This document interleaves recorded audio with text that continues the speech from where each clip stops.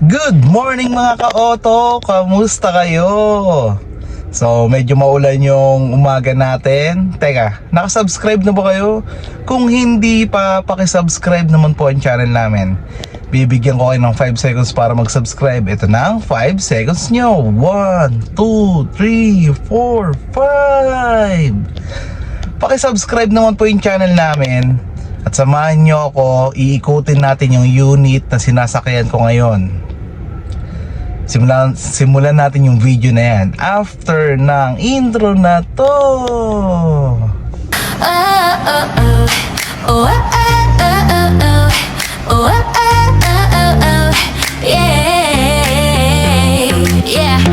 Pasok ka na sa ride ko, Team Angeles, tara let's go. Brand new car, swak sa'yo, smooth ang biyahe parang tayo.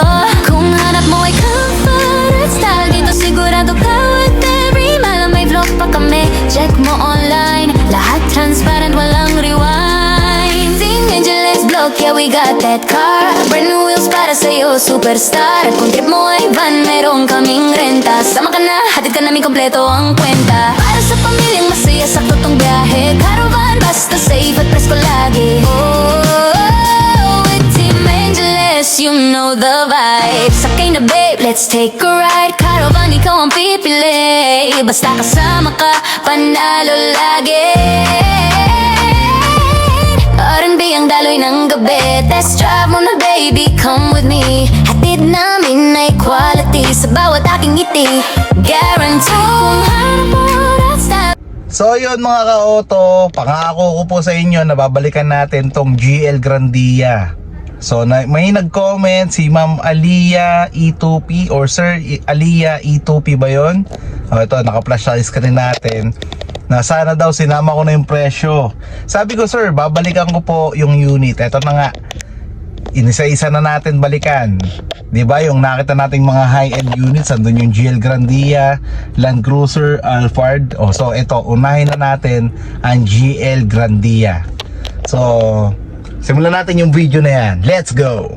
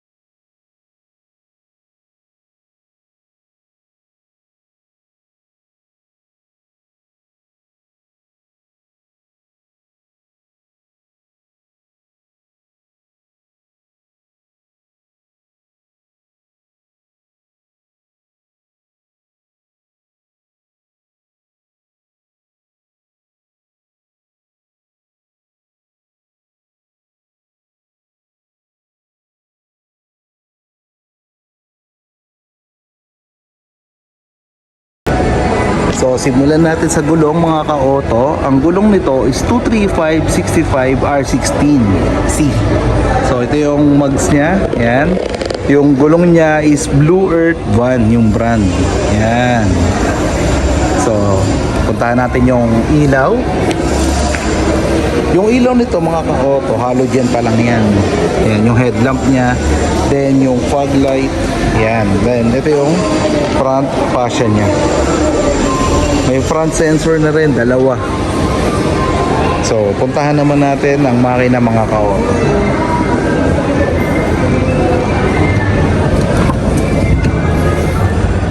So, yeah. So, ito yung makina niya mga ka-auto. 2.8 liter nga pala to. So, laki no? Hindi, may mga 3.0 pala. So, ito yung makina niya mga ka-auto. 2.8 liter yung engine displacement niya. Yung eksaktong displacement nito is 2,755cc. Ang engine code nito is 1GD FTV. 4-cylinder inline, 16 valve DOHC diesel. So, itong variant na to ay automatic. 6-speed automatic na siya. Tapos, meron na tayo maximum output dito na 176 PS at 3,400 RPM. Meron na rin tayong maximum torque na 450 Newton meter at 1,600 to 2,400 RPM. So, ganun kalakas ang GL Grandia. Di ba? 450 Newton meter at 1,600 to 2,400 RPM. Grabe. So, tara. Pasukin naman natin yung side.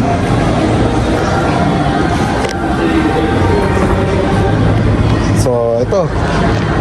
Ito yung upuan natin. Teka. Yun, no? So, ito yung legroom, mga ka-auto. Tapos, ito yung room height.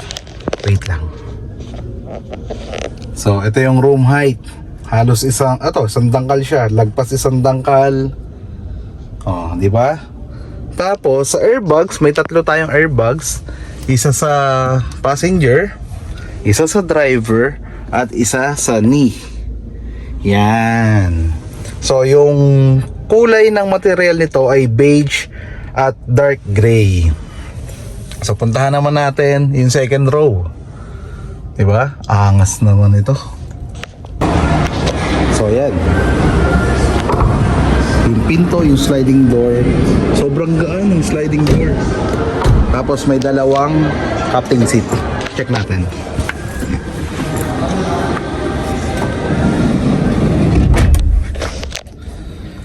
So ito yung legroom mga ka-auto. Tapos yung material na ginamit is leather.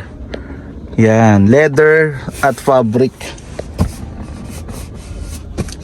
Leather yung pinakang captain seat, then fabric yung nasa likod. Ayan. So tingnan natin yung room height. Saka yung captain seat niya. So ito yung captain seat niya mga ka-auto. Yan. Yung room height, lagpas isang dangkal. Diba? Luwag nito. Pero halos same lang din sila ng height ni Gaspar. Kung napapansin niyo yung GL Grandia ko sa vlog mga ka-auto, halos pantay lang, halos ano lang sila ng bubong ng room height. So pinagkaiba lang nito, 10-seater to. Tapos si Gaspar 12. Tapos yun, si Gaspar may nguso, walang nguso, ito may nguso. Ito yung tinatawag na bagong Grandia na may nguso. So sa akin kasi lumang-luma ng Grandia, pero astig pa rin si Gaspar. O diba? So yun, tignan naman natin sa likod. Yan yung upuan sa likod. Ito, butterfly seat yan. Teka. Yan, butterfly yan. Yung tawag dito sa seat na to. Pwedeng ibaba yan. Ito kasi tinataas lang yan dahil para lagayan ng mga luggage, mga ganun. O, tapos ito yung pinakandulo niya. Tignan natin kung kasya tayo. O, ito naman yung sa likod, yung pinakandulo. Ito yung legroom. Ito yung room height. Maluwag pa rin sobra. O, diba? Napakaluwag pa rin talaga. Iba pa rin talaga GL Grandia. Pagdating sa pang tourist, yan, papasada, pang pamilya, iba pa rin talaga. yung GL Grandia. Sakto, ang ganda ng promo namin ngayon. May malaking discount ang Toyota GL Grandia. Diba? Ay, yung air vent pala. Ito pala.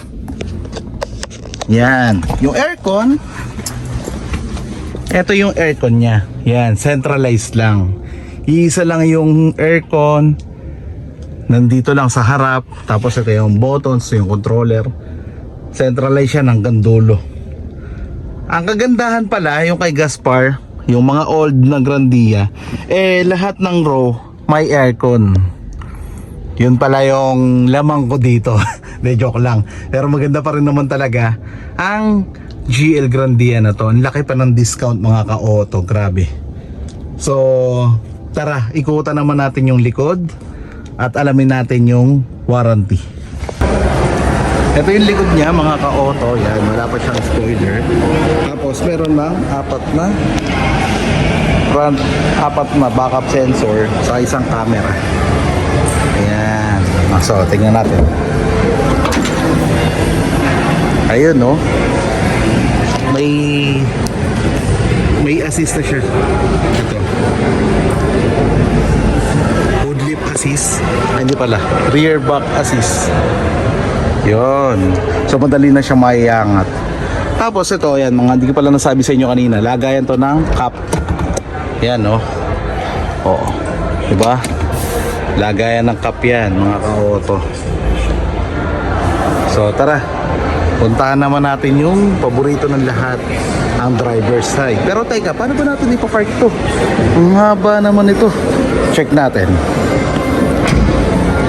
kung ano yung dimension nito mga ka-auto. Ito pala yung side mirror niya. Ito maganda na rin. Yan. Ito may signal yan dito. So yung dimension alamin natin. Yung dimension nito mga ka-auto is 5,265 mm yung overall length. Yung overall width naman ito is 1,950 mm. Yung overall height is 1,990 mm. At yung wheelbase is 3,210 mm. So yung presyo, pagpasok natin sa driver side, sabihin ko. Let's go. So mga ka-auto, dito na ako sa driver side. Ito, pagpasok pa lang natin, makikita natin yung mga buttons dito. Foldable side mirror, lakay ng lock, joystick. Yan. Tapos ito, lagay ng water bottle. Yan, ito yung aircon. Then ito yung sa manibela.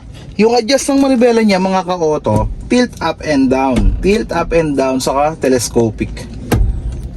Kayang-kaya ng isang kamay, di ba? So dito naman tayo sa infotainment. 8-inch infotainment mga ka-auto.